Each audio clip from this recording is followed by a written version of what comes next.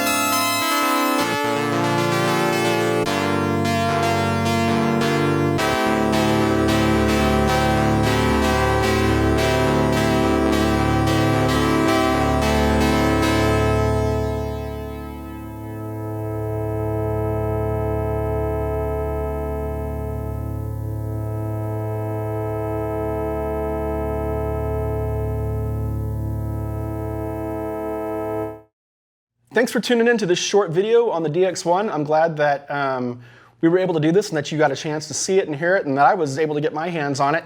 I've been listening to this synth for a long time, you know, from artists like Orbital and 808 State and Depeche Mode and countless other British synth pop acts throughout the years.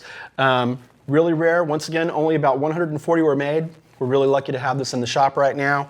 I don't suspect it's going to last too long. So with that being said, please subscribe if you have not subscribed to us before. We have more videos on the way, guitars, keyboards, pro audio, more accordions at some point, and play a note. It may change your life, and have a great weekend.